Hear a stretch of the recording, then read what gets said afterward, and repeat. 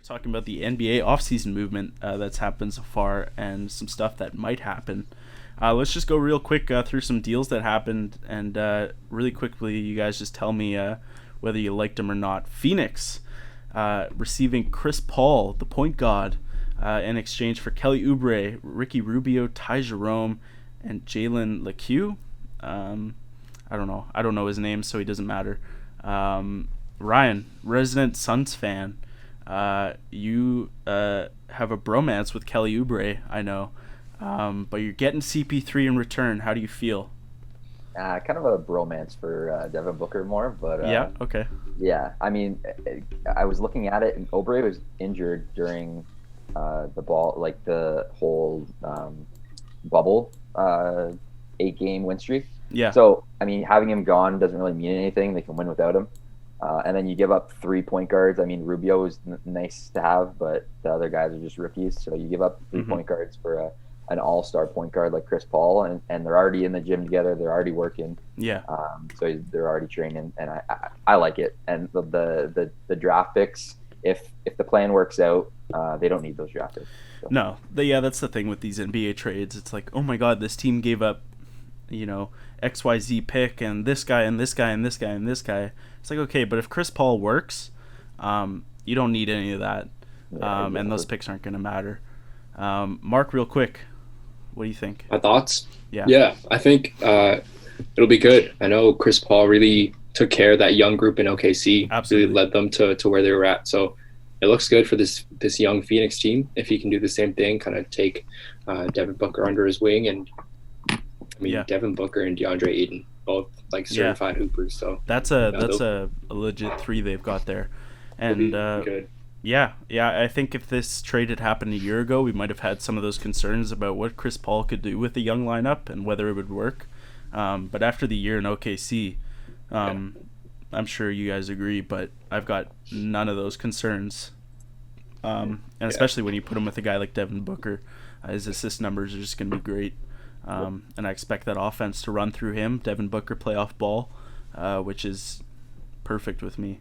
I'm excited for this. OKC should go back to the NCAA. These guys have so many young guys. Yeah. All these future draft picks. Yeah, they could. Their scouting department better be ready to do some work because they've got about 45 picks in the next.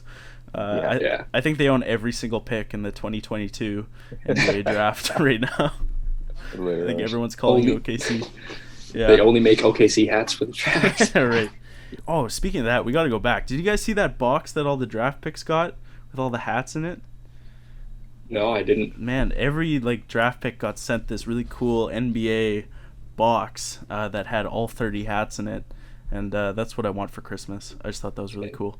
That'd be sick. Yeah, you should go look it up if you haven't seen it. It's awesome.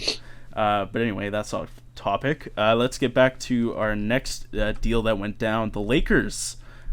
Dennis Schroeder is coming to LA, and they're sending Danny Green and a 2020 first, which ended up being like the 27th pick or whatever.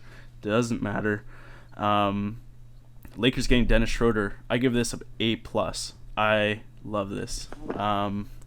I think Dennis Schroeder, super underrated guy in his time with Atlanta, coming off the bench, and underrated in OKC, coming off the bench for Chris Paul, and I think he probably starts for this team. I think he's ready to start. And the pressure is just all off when you've got Anthony Davis. I mean, Anthony Davis is a free agent, but he's coming back. That's a worst-kept secret in basketball right now. It's just another guy. It's a proven, legit, quality starter. All you have to do is pass the ball to LeBron and Anthony Davis and cash your check at the end of the day. What do you guys think? I don't like it. You don't like it? Good. I don't. A little dissension.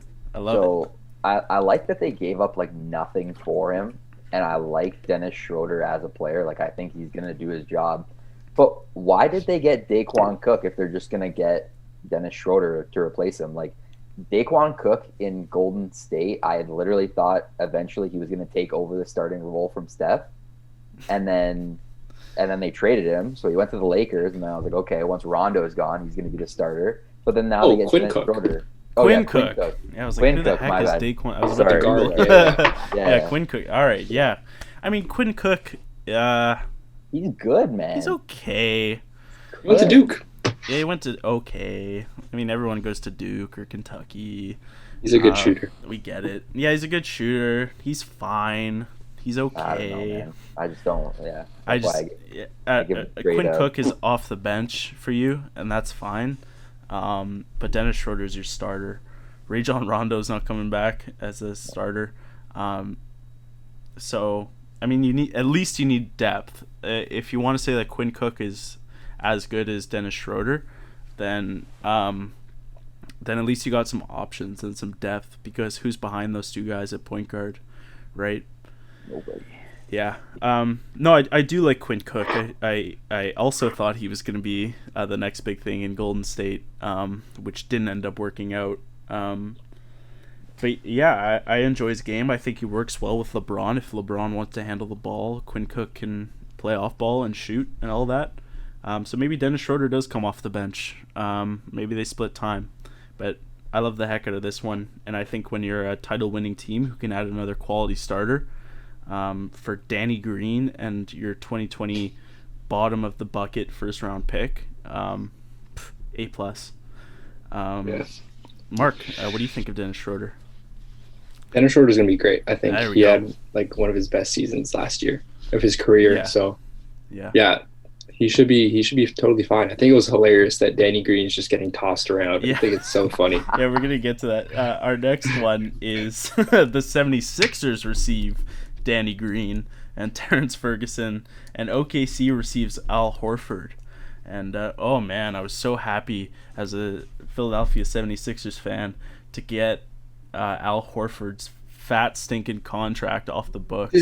He's he's like 33 years old, 34, something like that, and they gave him a max contract or something close to it. He's got 3 years, 140 something million left. And thank God Daryl Morey was able to offload that on someone. Oh, man. And they got Danny Green in return, 76ers. So that's fine. This was just a salary dump. I'm happy just to get Al Horford off the books. Yeah. Add a I little. think they're going to end up trading Danny Green as well. I don't know. I think they keep him. I think you like to add a little bit of shooting, like beside Ben Simmons and Joel Embiid. You know, any shooters you can get. I think that's what Daryl Morey's trying to do, and what he realizes you need to do, which the last front office regime completely missed out on, which was you got to put shooters around.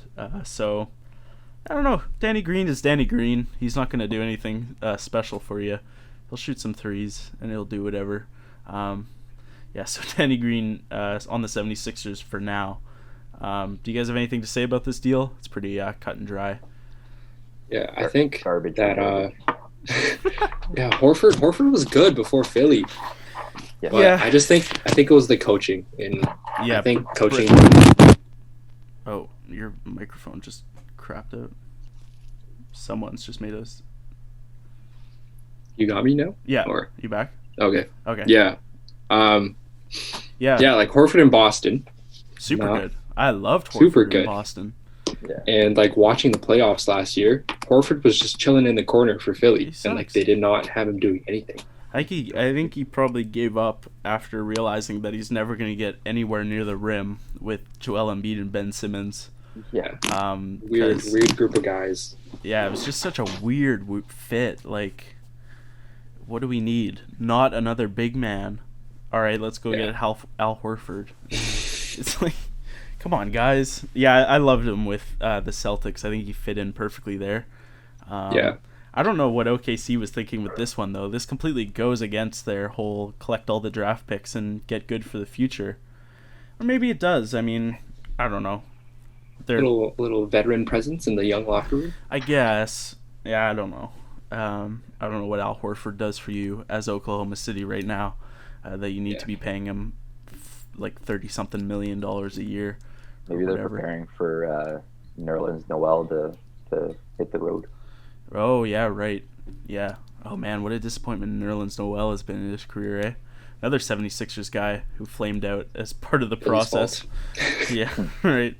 Yeah, he's on one of those process gravestones right beside Michael Kidd Gilchrist and Jaleel Oh my Okafor, gosh, yeah. and that was just Michael Carter Williams. Michael Carter Williams, Markel Fultz. yeah, Oh, so many Markel people, man. Fultz. Yeah, that was a great lineup of draft picks. Way to go, guys. And then finally, the Bucks getting Drew Holiday, and just Drew Holiday, and giving up Eric Bledsoe, George Hill, and 3 first-round picks. I think this comes back to our Lakers discussion, where who the heck cares about those 3 first-round picks if you're competing for titles every year? New Orleans, I kind of get it. I mean, Drew Holiday's obviously not happy there, and he hasn't been for a while. And you get a nice little haul. I like Bledsoe. I think he probably starts over Lonzo Ball this year. Lonzo probably comes off the bench, which I like. I think he could be a really good 6-man. Lonzo can. Eric Bledsoe I really like as a point guard. He's getting up there in years, but just as a distributor, I really like him. George Hill is a million years old and will probably get cut or traded. And then 3 first-round picks, like we said, mean nothing. What do you guys think of this pick? Drew Holiday on the wrong side of 30 now. But I love him as a capable player beside Giannis. What do you guys think? I think that New Orleans fleeced the Bucks. Like that's my opinion. Really? Because, like you get Bledsoe, who I think is the veteran that New Orleans maybe needs. I don't know. And then they get like 3 firsts, which is, I mean, decent for a team that's still kind of rebuilding. Sure. For a guy that didn't even want to be there. And I think for the Bucks, it was kind of just a desperation move to keep Giannis. And if they don't keep Giannis, then they need to rebuild for the future. And you just traded away 3 first-round picks.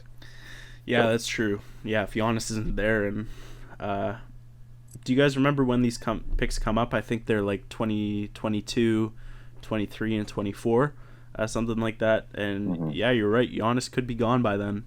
And those picks could be worth a heck of a lot more. I don't know if there's any protection on them.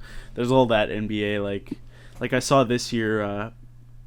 The Celtics picked with their 7th overall pick was a pick they got in 2015 from Memphis as part of a Jeff Green trade.